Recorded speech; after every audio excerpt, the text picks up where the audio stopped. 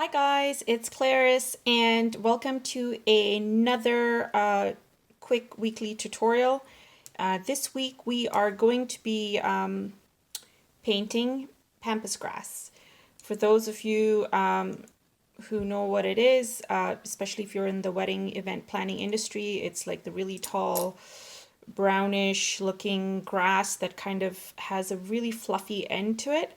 It's quite pretty. So I'm hoping this will be a quick tutorial so you can figure out my technique and then practice and then meet me on Sunday so we can create something nice or like a really good composition.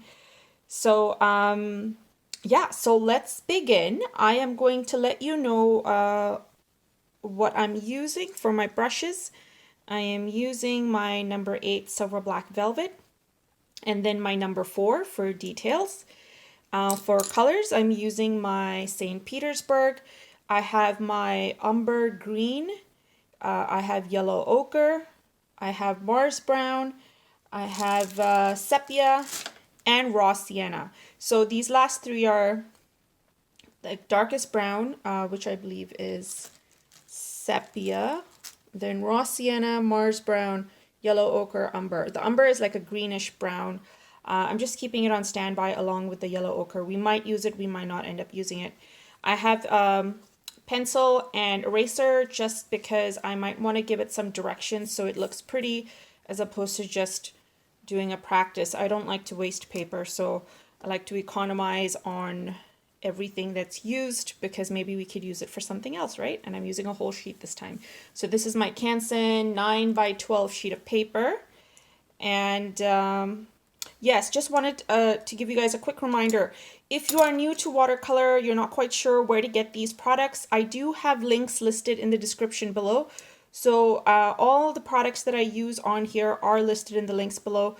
They are affiliate links for Amazon. So if you're in the States or Canada, and that's the best place you can get them, especially during this time, I would suggest getting them through that.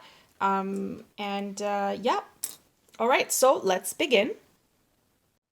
All right, so first things first, I'm going to do a very rough sketch of the direction that I want the grass to be in. And so I'm going to start some over here on this end. So let's just say if we were giving it like a curve. So I'll just start from here.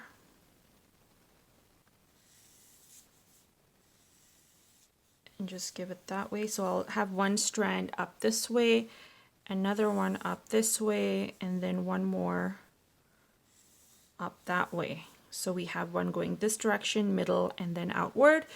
And then for this area over here, maybe we could just have some poking out from the side. We might not even end up doing that because I think the 3 strands would be enough for our quick tutorial, and then Sunday we can kind of enhance and do something more. But if I were to do it on this end, which I probably will do a time lapse for this, I'll just have it be like a circular version, almost like it's part of a wreath, and in the similar fashion at the top. All right, so I'm just going to leave it at that. So the first thing I want to do is I am going to create my stem for it. And then once I have my stem, so for the first stem that we're doing, we're going to be using the number 4 so we can get a nice thin line. And then we will go in with the number 8. So for my stem, I'm going to be using my base color, which is going to be the lightest of the browns that I have, which is the Mars brown. And I'm just going to get it directly from the color cake. And I'm just going to go ahead and create my linear stem.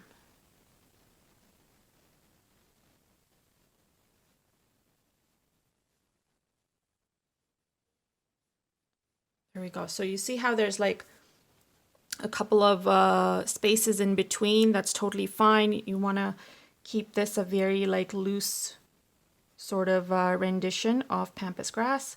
So absolutely leave it loose that way. I'm just going to do my other stem here. Let's make sure I can turn this around so that my hand doesn't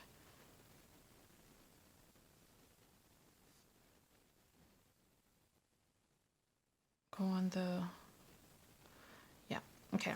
So leaving it at that. So we have our little stems there. And then the next thing I'm going to do is just keep this brush aside, get my number 8 from here, and we're going to use the same. So I've just kind of washed some water, or okay, let's just keep this over here. Even though I hate my little bowl, let's just keep it there. And here's my palette. And I think, you know what, I'm going to move it on this side just because my painting is here, so then you can see more of that. Leave the palette here. Maybe move this down lower so there's no shadow on the painting itself.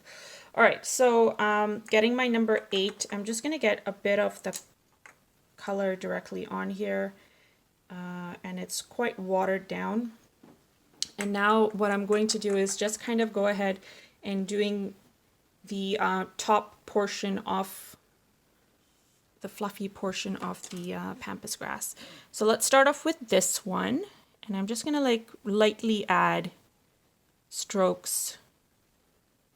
I want to get like an area that's like a base color. So what we'll do is we'll add the base first, and it's got to be watered down and light and kind of trailing off almost, because then we'll go in on top with details. So we'll be using some wet on wet techniques and then kind of going off into the wet on dry as well. So doing the same thing here. And I'm literally just like very at random doing presses of color on here. It doesn't have to be consistent.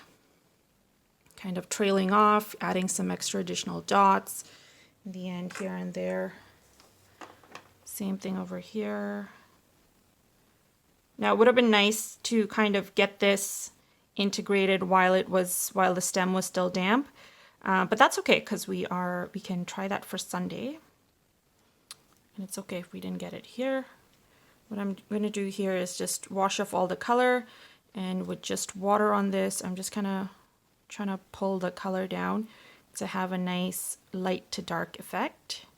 Try and leave as much white space as you can in between these little color dabs, and you're good. And now once I have that, I'm going to go back in with this brush, and I'm getting my second darkest color of the brown, which I believe is raw sienna, I think.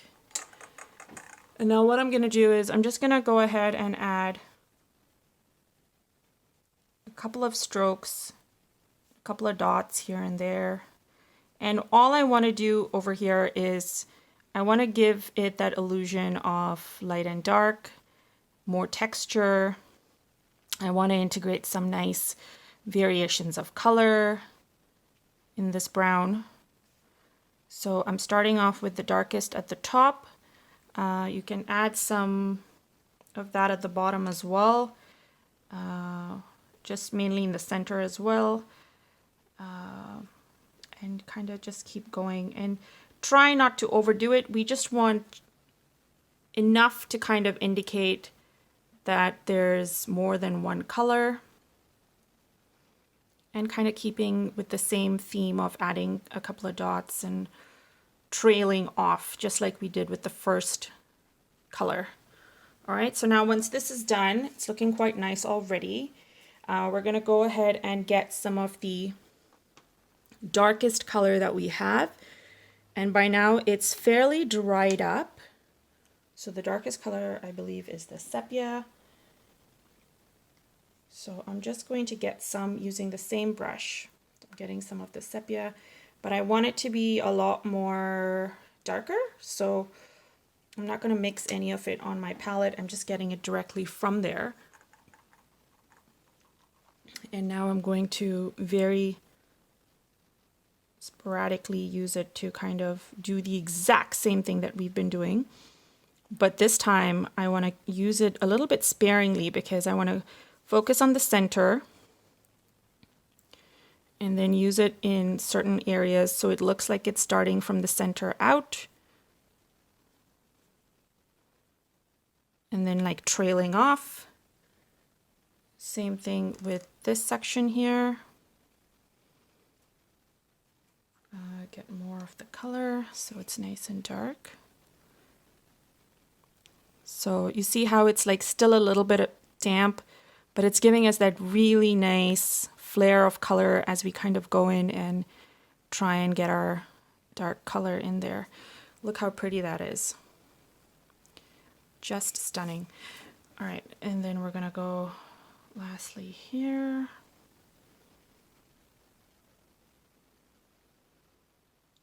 And I'm almost kind of trying to add little lines on the inside, almost indicative of strands. And so you can see, based on what we've done so far, time is imperative for something like this, because especially if you want that nice blend of color, then you need to make sure that you get these 3 colors in on your painting right when it's damp. Otherwise you kind of lose out on the whole blending effect. So now we're going to wait for this to sort of dry just a tad bit. And I'm going to give you a closer look of what this looks like. I got a new phone clamp, guys, so I'm able to give you more detail of the painting as we kind of go along. So now at this stage, if you want to even kind of add just a little bit more of a touch-up onto your strands, you totally can, while we're waiting for the others to dry. For that bit to dry, I mean. So I'm just going to kind of very lightly add some strokes to kind of make it darker. But you don't have to. So there we go. So let's just wait for this to dry some more. So I think it's dried enough. Now we're going to go in with our number 4, Silver Black Velvet, and I'm going to get my medium brown. Remember, we're using 3 different kinds of browns here. The lightest for the base, the medium for dominant part of it, and then the darkest just for certain highlights. So now that everything's dried, I'm just going to go in and get some of the medium brown, which I believe is raw sienna. And I'm just going to mix it onto my palette because I want the consistency to be not very dark and not overly watery. Because now we're going to do the whole wet on dry technique, so to speak. So I'm just moving everything out of the way and I am going to focus in on doing this here. So what we want to do at this stage is just adding a couple of details. So by details, I mean adding some direction to your grass. So you're literally going to go in and add some strands .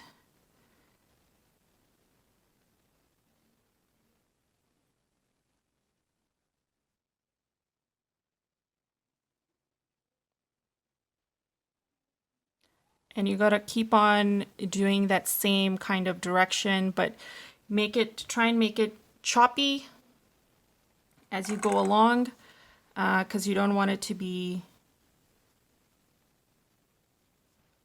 too detailed. And like, for instance, like the linear lines that I'm doing, you want them to like flow, but at the same time, if they're not like really connecting, that's okay. You can just have it disconnect in the sense like, see how these lines aren't really connecting. That's what I mean by that. And so we've done that on here. Add a couple of dots to kind of indicate, give it that nice loosey feel. Then we're going to go ahead and do this one. And again, you're just kind of trying to give it more direction, because the Pampas grass has quite a bit of detail that way. And it's supposed to be whimsical and delicate and flowy. So we're just kind of trying to get that effect happening here. Okay, so I'm just going to add some detail at the bottom here too.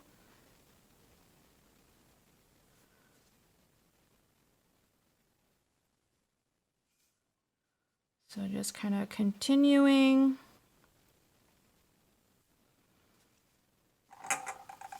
And then I'm going to add some over here as well.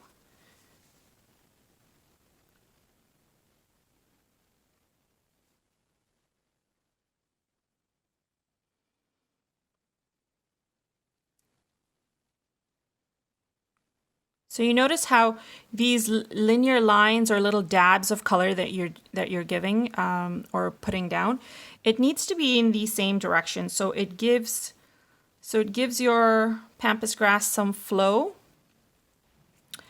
and makes it look like it's almost dancing in the wind. So that's the whole idea behind this.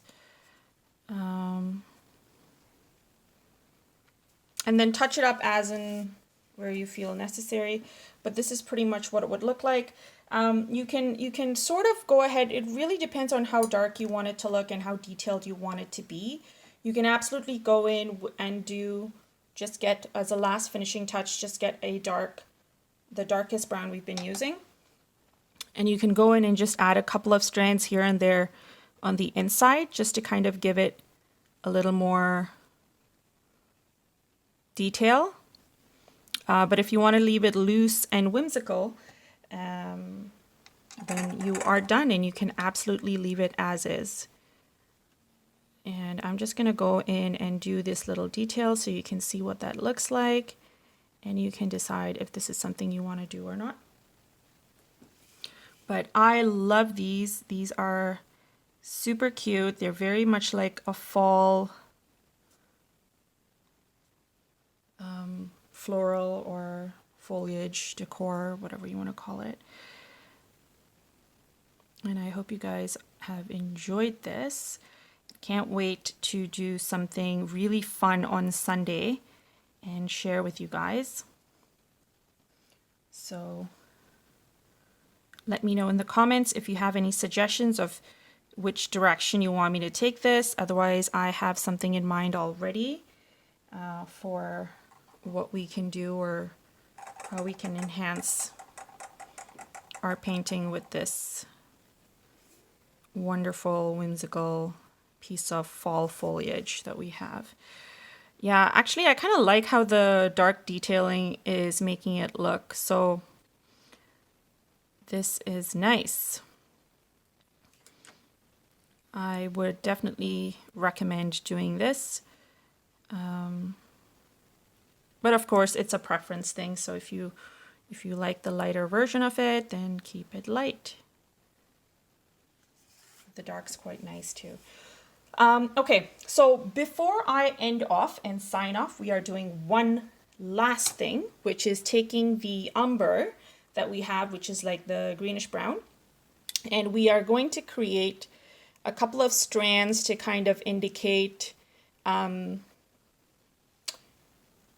the leaves, because they have them. These guys do. So I want to get a consistency that isn't too watery. So I'm just mixing a little bit of water on the side and I'm getting some of my green on there. And then using the number 4, I'm just going to do a couple of strands. The first few strands I'm going to do are going to be medium consistency, and then I'll go in either lighter or darker because I want to get some more texture and color differences. So I'm just literally just doing the exact same things that we did for the stems themselves. And I'm going to try and give them some nice direction.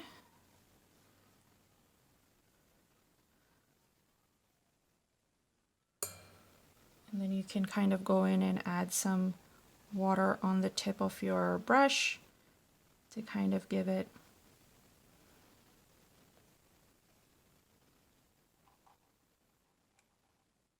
another consistency. And then I'm just going to go ahead and create a couple of strands here. And if you want to add that, you know what I normally do, adding dark and light to the leaves, like at the top or at the bottom, you can absolutely do that just to kind of give it a hint of something nice. And then now finally I have a couple of dark ones. I'm just going to go in and do some light ones, and that again depends on how much water you have on your brush. Now this might take a little bit of effort because if your hand isn't as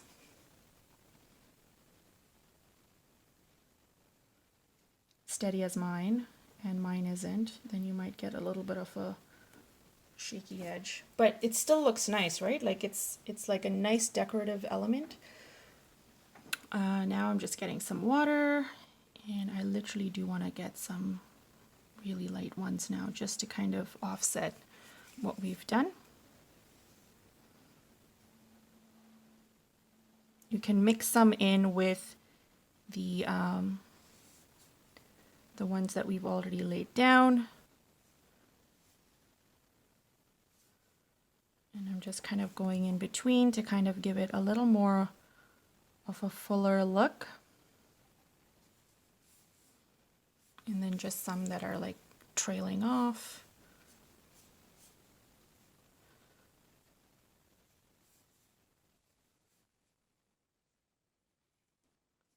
So there we go. And there's our Pampas grass. Isn't that pretty, guys?